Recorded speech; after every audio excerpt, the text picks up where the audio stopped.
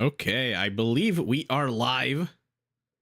This is going to be a best of 5 between Frost9 and Darkillermon, otherwise known as Dark. So if you're not familiar, as I am not as super familiar, we are in the draft stage of the tournament. If you're watching this after the fact, the bottom row are the civilizations that the players are banning. Then they get to ban one of the other players' civs, I think, or 2 of the other players' civs. And then they'll pick 7 civilizations for themselves. So we banned the Persians, okay. Malian Slavs are being banned as well.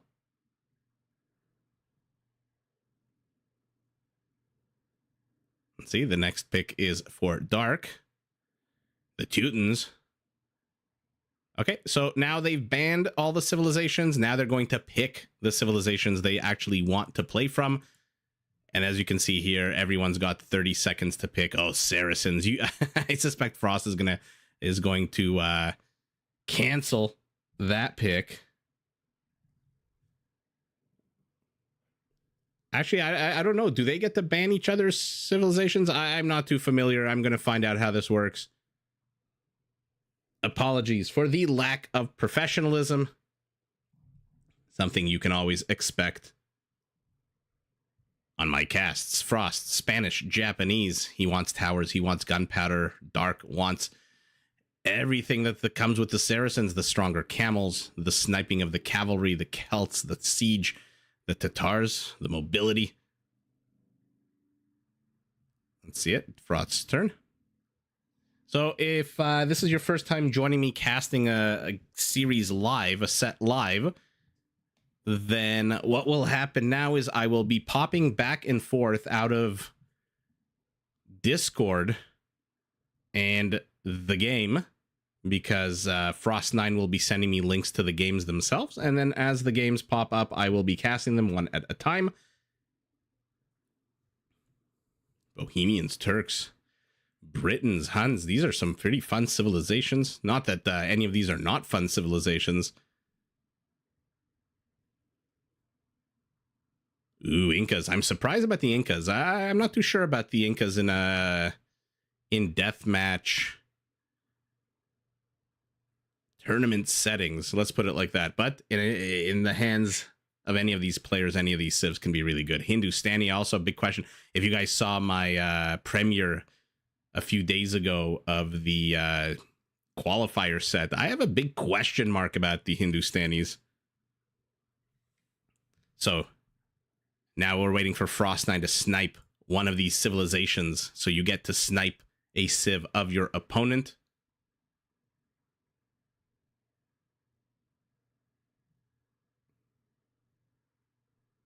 So I knew it. I knew he was going to snipe the Saracens. The Spanish is an interesting choice to snipe. I thought the Japanese with their towers.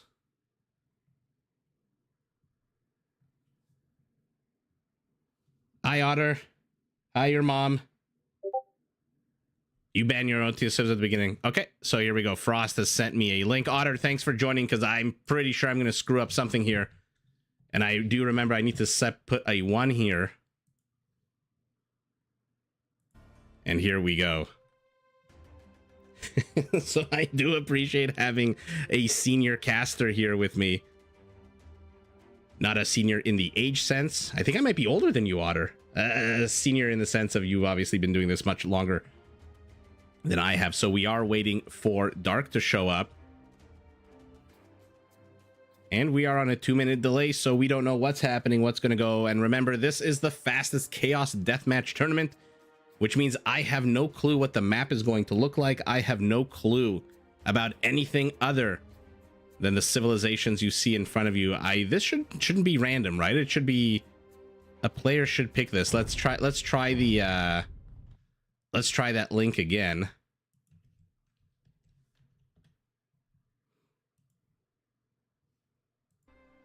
Okay, Japanese. Now Dark Killer is showing. I don't think it should be showing up as random. Let's see. Again, as I mentioned, they're going to be bopping back and forth between Discord and the game itself. Got a bunch of windows open here. No, it does say random. Okay, whatever it is. So now we're on a 2-minute delay. As I said, I'm surprised that Dark didn't snipe the Japanese. We saw how powerful they can be on an open map with so much space for towers. That being said, we'll see if this ends up being an open map. It might even be a water map, in which case the Japanese, maybe the towers will help defend their land. But for now, we are waiting. 1 minute and 30 seconds left. We are on a 2-minute delay.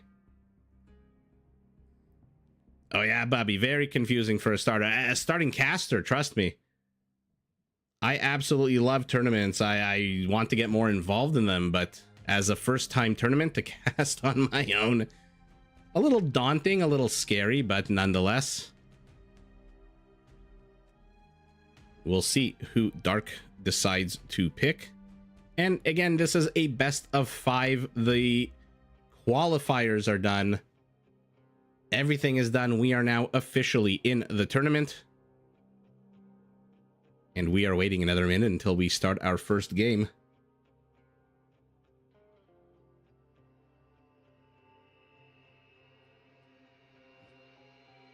Interesting to see who Dark chose.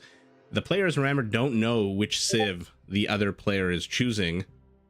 So it does make it even more random and exciting, which is not bad at all. And I'm just going to make sure that I'm working with the...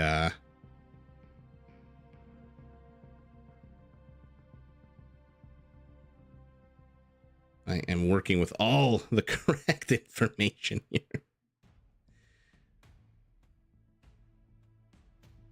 Okay, here we go. 3, 2, 1. And then I got to pop it up into...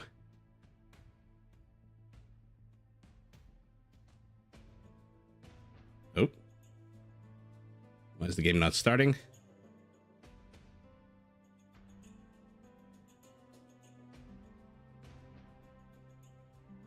Oh, it says other players in the description. That's because I'm an idiot. Bobby, I wish I had a better explanation, but the reality is I'm just I probably screwed up. Let me see. Do I... Oh no, do I have to leave and come back? Oh, goodness gracious. Please don't start. No, don't start the countdown again. Okay, only a minute left. Okay, sorry guys. Lesson learned, and when you see that it says random, you have to exit out and keep clicking back in until you actually see the civilizations. Japanese versus Bohemians. I believe they've already started playing the game.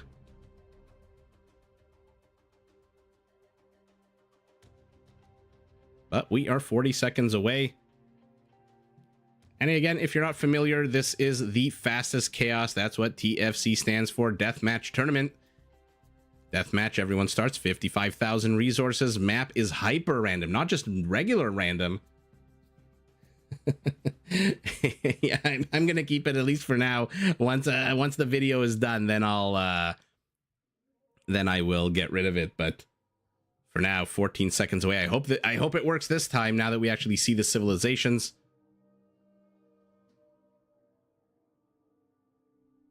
Let's see if it works now. If it doesn't work now, I have one other way to try it. Oh no, it's working. It's working.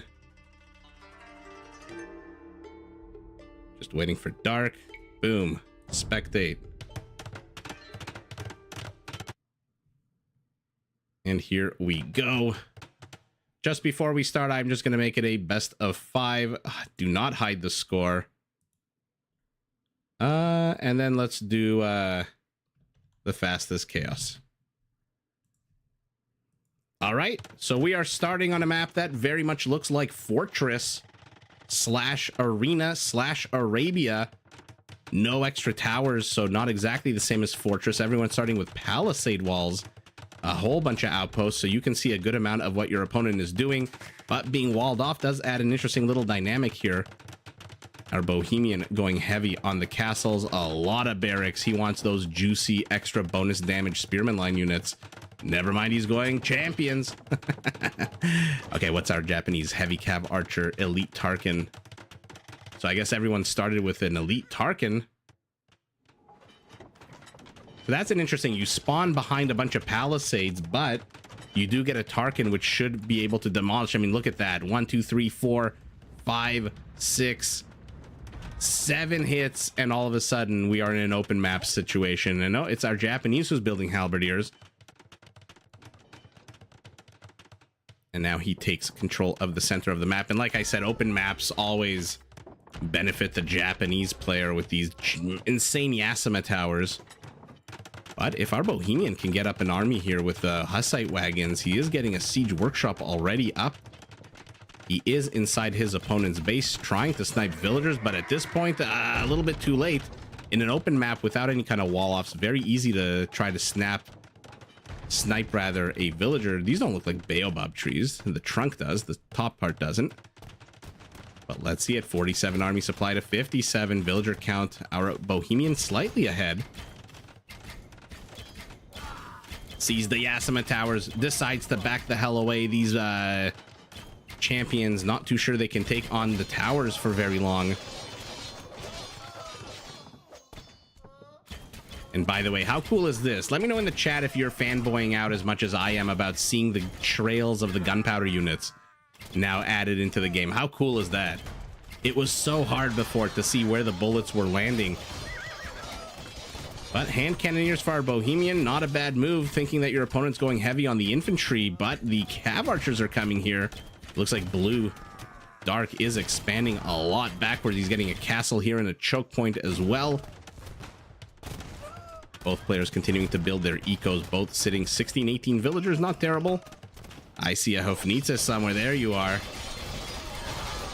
Oh, the cav archers are attacking the Hussite wagons. The worst thing you can attack. Look at how little damage they're doing to these Hussite wagons. Holy shit. Holy shit, what a terrible target to choose. But here come the halberdiers. They're going to be able to help and close. Okay, maybe, you know, quantity over quality. The name of the game here. Frost Knight doing a fantastic job to the south, moving these cav archers around so that these Hofnitzas can't get at them.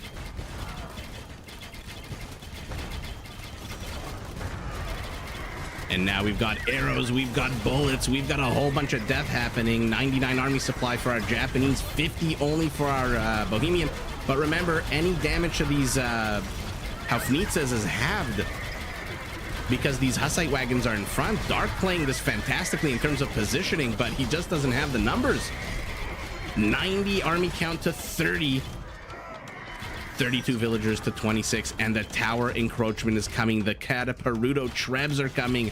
They are about as hit and run as you can possibly get for a unit that is as big and bulky as a trebuchet.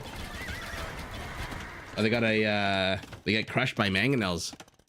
I think they get crushed by villagers too, right? The villagers come with a +6 attack bonus now against heavy siege, right? Let's see it. Stone defense. No, why doesn't it? It should say 6 attack against siege, right? Against Hussite wagons and ballista elephants, if I'm not mistaken. Our Japanese is trying to clear a path into here.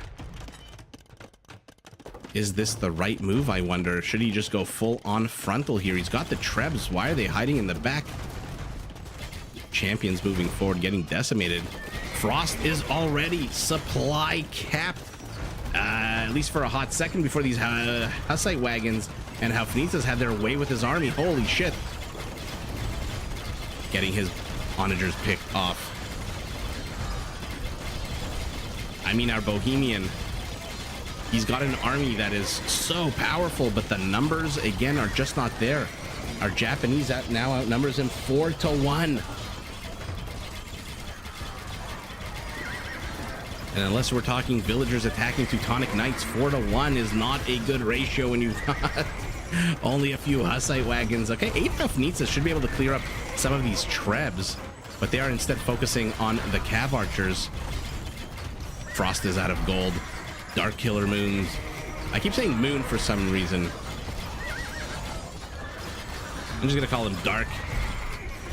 His resources significantly higher than his opponent's, but his opponent is at the front gate. His opponent is barreling down the center of his base. I don't think he even really needed to cut the trees here. Second castle falls.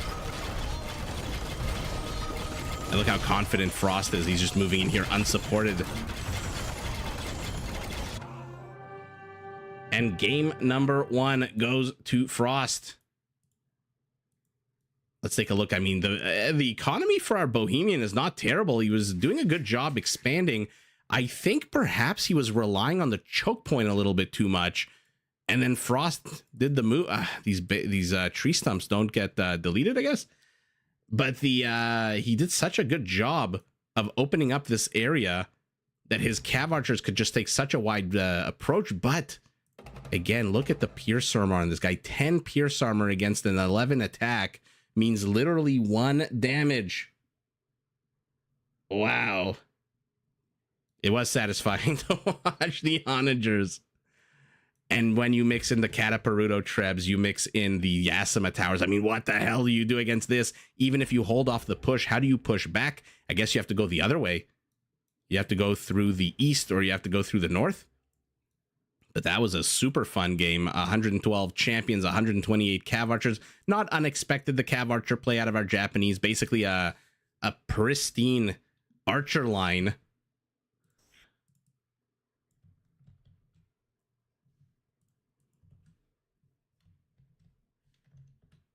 Well, that was a fun opening round. Japanese just steamrolled, moved forward, forward, forward. I wonder why it keeps telling me to get these files when I've already set the mod and had it already. Ooh, we saw this in the premiere earlier. Britons versus Hindustani. In that case, our Briton just steamrolled over the Hindustani, who in theory, unless our Briton goes Cavaliers, in theory, the Hindustanis can take a pretty good fight. If our Briton goes infantry, which they again have, like the Japanese in the archer line, they have a pristine infantry line. When you go Shatagni hand cannoneers, that extra range gives you 1 more volley before those infantry units close. And if he goes archers, you have a Gulam. So a big question mark for me, the Hindustanis. On paper, they seem like they should be doing much, much better than they are. In real life, I don't know. We'll find out in 45 seconds. So it was interesting that the last game, everyone spawned with a Palisade, but everyone got a Tarkin to quickly bust in. I wonder if you spawned as the humans, if your Palisades they would have definitely gotten the extra 33% HP, right? I don't think they would have been stuck at 250. Food for thought. Let's see how this goes. I want to see what kind of map we're on, because this is a matchup, a Civ matchup that we've seen before, and I'm very excited to see it again. Like I said, I always have such high expectations for the Hindustanis, and I'm always disappointed. I remember when I first started casting, before I opened the channel, or whatever the expression is, created the channel. I was watching a lot of course, other casters, etc. And Memb, I remember, just loves the Hindustanis. So dark in blue, Hindustanis. Let's take a look at the map. Our Britain. Oh God, there's there's a neutral market right in the dead center of the map. So it looks like we're on a bit of a Socotra style map. I'm wondering why Dark has this forest here blocking him from the market, whereas Frost does not. And these are not neutral markets. These are all just basic markets for everyone. Okay, so he's going heavy on the Gulam play. Like I was... Oh, okay, hand cannoneers and Gulam. That's what I thought. That's all you really need as the Hindustanis. Our Briton, he's going infantry. He is going infantry here. Exploring with his trade cart. Arbalests. Halberdiers. Castle not yet up, 3 of them. But the Gulams have already started being trained. How many? Okay, 6 archery ranges.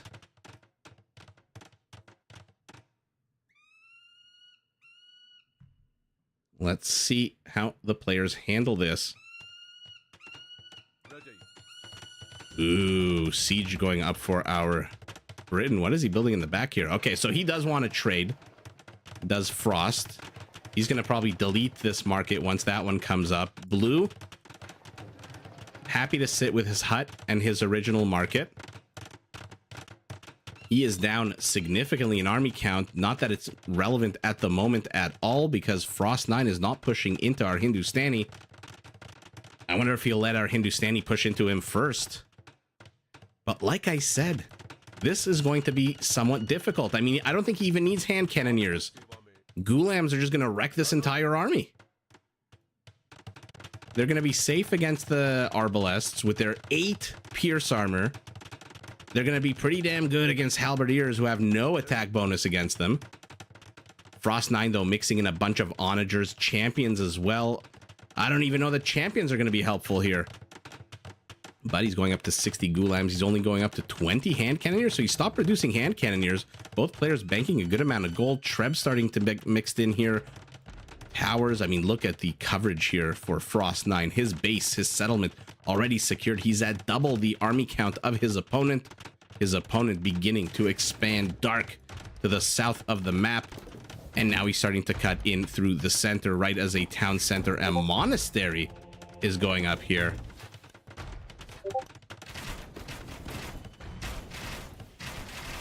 Arcanus, hello, hello. Very cool to see you live as well, right as a whole bunch of onagers take out only a few Ghulams. And yet again, we saw this last game. Oh, that was so disgusting. We saw this the last game a few days ago in the premiere that I had. The Ghulam numbers. He needs more Ghulams. If he had double the Ghulams here, I mean, look at their HP right now. Oh, they're so weak. They're at half health. Dark's army, number 1, is half the size, and what he has is at half health. Our Britain methodically creating a center control area here with towers, onagers, trebs. But where are these Ghulams? They are raiding an economy that does not exist at the moment and running into champions in a castle. They need to be here. This is way too little army here for Dark.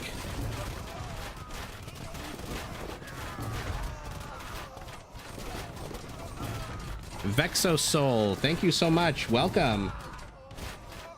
Yeah, Bubby, the new civs are not part of the tournament. Arcanus, this is a hyper random map, so I have no clue how these maps are going to spawn. Oh, he's going after the trade with the Ghulams. They're not fast enough to catch the trade carts, but we'll see how they do at the end of the day. Speaking of the end of the day, it certainly seems like the end of the day for Dark, because he's got 8 Ghulams being trained and only 3 bombard cannons, and he is throwing them in one at a time. Oh, this is terrible. This is terrible for our blue Hindustani, who on paper, again, tell me that Ghulams don't wreck this army on paper. If he had 60, 70 Ghulams right now, they would absolutely destroy this, but he's spent them all against these champions in the back of Frost 9's base.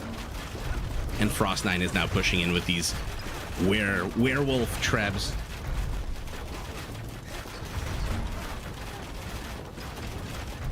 Yeah, Arcanus, how cool was that game with the Persians? I am so excited. You heard my voice go up like I was a 10-year-old boy when I saw how many villager kills those elephants got.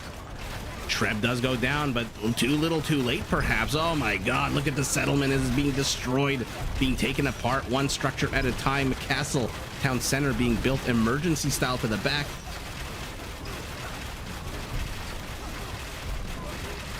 Ghulams leading. I mean, look, the Ghulam are doing a good job distracting these champions, but distracting your opponent is fine when you have equal army count and you're putting up some kind of resistance. Dark is getting ragdoll right now. Our Britain here is just absolutely wrecking everything. And look how little damage the longbows do to the Ghulams. This is why I said you need 60 Ghulams. Okay, he is going up to 44. He is going up to 44, so in very hushed tones, I'm gonna say that there's a little bit of hope here for our Hindustani. His economy is not... Excuse me. All of a sudden, I got hiccups. His economy is not terrible. And the Ghulams are pretty tanky. Frost 9 killing more of his own units. It looks like 29 kills, 10 of them. A third of his kills are self kills. Not the greatest ratio. Bombard Cannonball lands, misses. Trebs moving forward. 62 villagers to 85, but look at army count.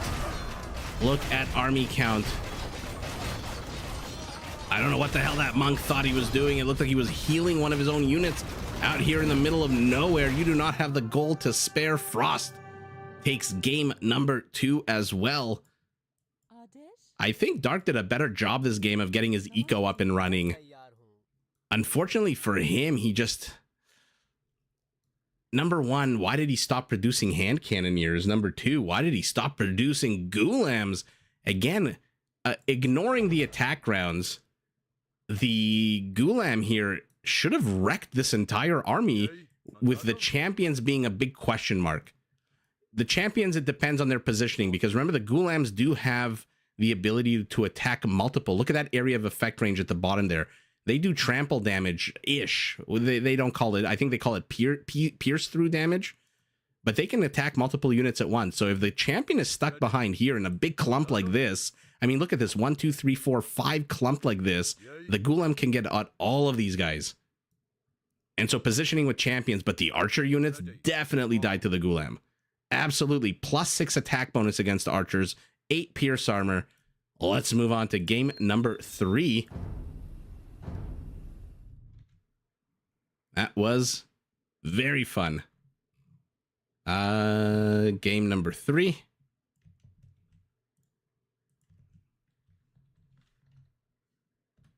Let's see if the civs have been picked.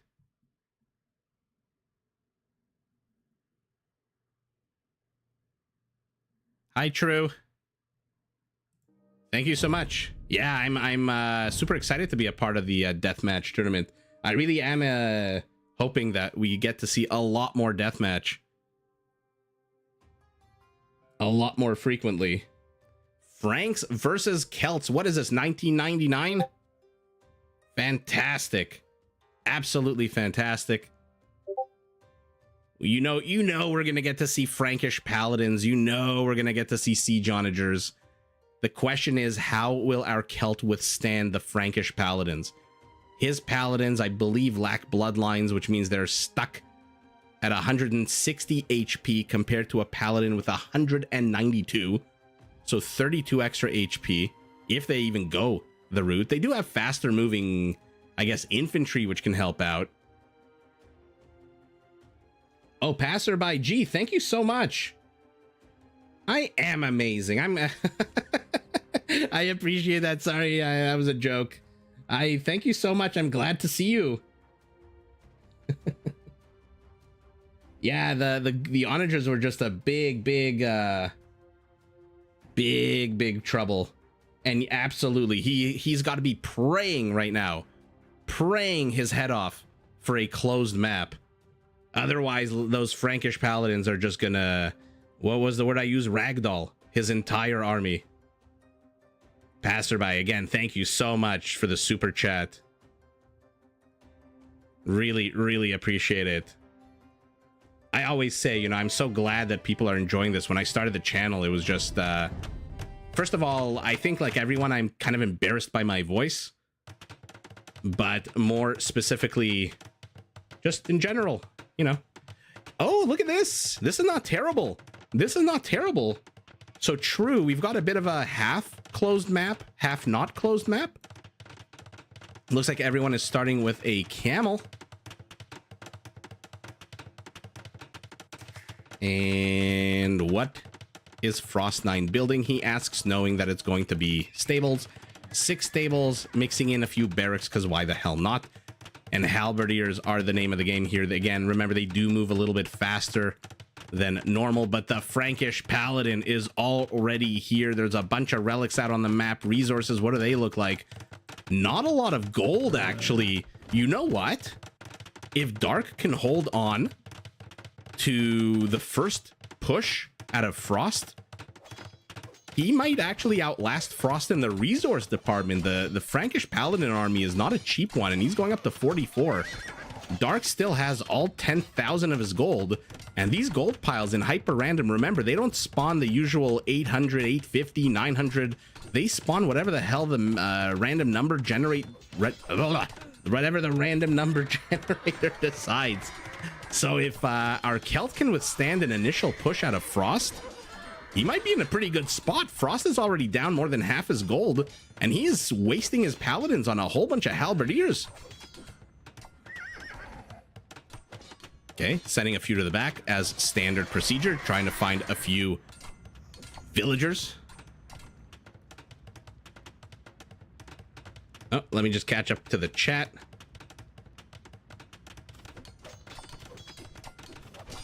Thanks so much, Otter. I just saw your comment. Appreciate it.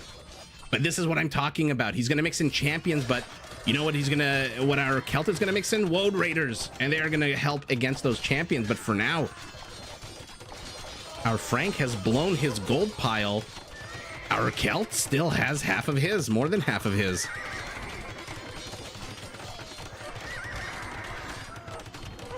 He's going to make, I mean, he still doesn't have his castles up.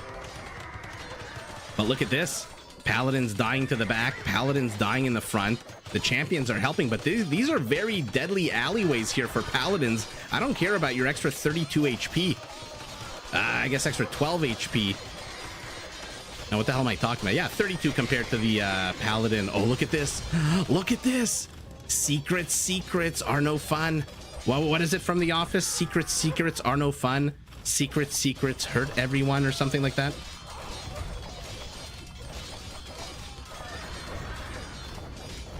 Let's see it. He is going to whip out these onagers at the... I mean, I'm hoping he does. I'm hoping we get to see a lot of pancaked... no disrespect to Frost. Like I said in the previous premiere, I don't really care who wins or loses. Until they invent gambling for Age of Empires, I have no... Oh, my phone just fell. Vested interest. It wasn't in your YouTube off. Here they are, the Paladins. The Paladins are dying in the choke points. And look at the gold count. Our Celt has survived. Frost is backing off. The question is, number one, how good are the attack rounds out of our Celt? Number two, how much more can he produce? Can he train? So far, attack rounds are not great here in the front. And he's not even expanding. He's got 3 villagers. Frost9 has more villagers on gold than our Celt has in total. But these Franks are dying in these alleyways. Oh my god, Death Alley.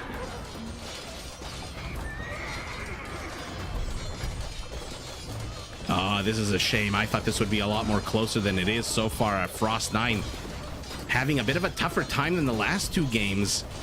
These onagers are making it very hard for him, but he's snuck in a few champions, and the champions are just going uncontested here. Oh no. Okay, he's getting out his own quicker moving champions. Is our Celt. And that, I believe, is going to be all she wrote. The Paladins stopped the expansion to the west, and now look at that. He just did not get his settlement up. Compare the minimap Blue's base to Teal's base, who has expanded in all directions. And the attack rounds just not great. The bombard cannons coming in. It was a nice little surprise there. Okay, he's getting a bunch of Paladins at the back, though. But they spread out. They fan out to the left. They fan out to the right. And Dark is going to die with 4,000 gold. I thought he would have a much better time stopping the forward first. I guess he did stop the first assault, but look at, I mean, look at his population. He's got 6 population. Oh, Frost9 just way too powerful here. The Franks proving that in the last 25 years, they are still champions. You know what this is like? This is like an old man that challenges you to an arm wrestling contest, and you think because he's old, he's weaker than you, and you try to arm wrestle him, and he just wrecks you. That's what the Franks are. They have just been wrecking people since 1998 or 1999, I guess, depending when you are. Oh, he discovers it, and the town center goes up at the worst possible time. Lets the Paladins through.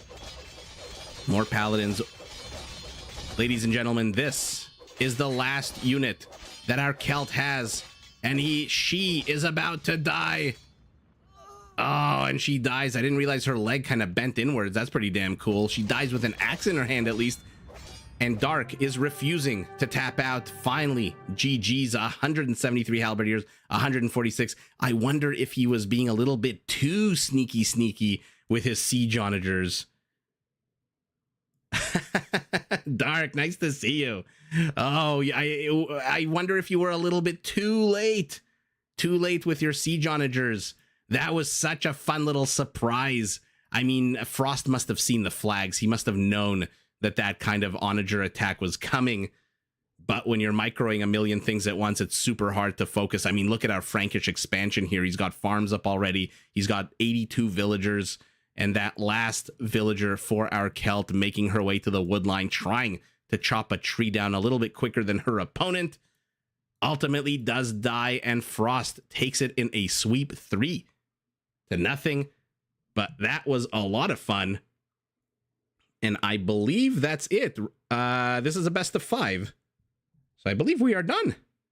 Ladies and gentlemen, stay tuned. The games are starting to ramp up.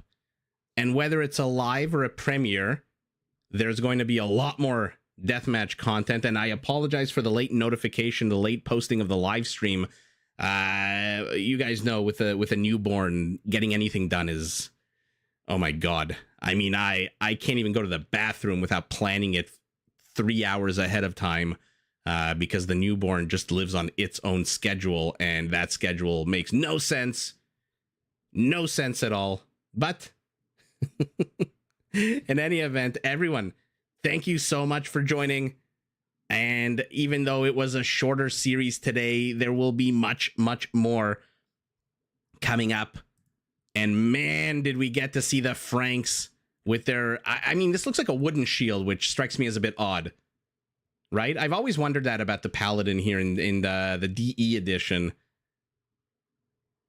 Or I shouldn't say DE edition, that doesn't make any sense. The definitive edition, DE, they have a wooden shield, right, which makes no sense to me for an Imperial Age unit. But in any event, my nonsense aside, thanks for joining. And like I said, everyone, keep an eye out for more content. I do apologize for posting the live stream link a little bit late, but that hopefully does not happen again. And yeah, more deathmatch, more hyper random, as you saw in these maps, neutral markets, Tarkins, 1,000,001 different things. And look at Frost even expanding all the way to the right side of the map, trying to keep an eye, make sure these Celtic units don't sideswipe him. The last thing you want is 20 Woad Raiders showing up in the back of your base. But for now, Otter, yes, I am, but it'll take a day or two to get up because it's like editing and all that stuff. But there will be a premiere of more and more games. I'm going to clump just like the previous premiere. By the way, if you haven't seen the previous premiere, definitely check it out.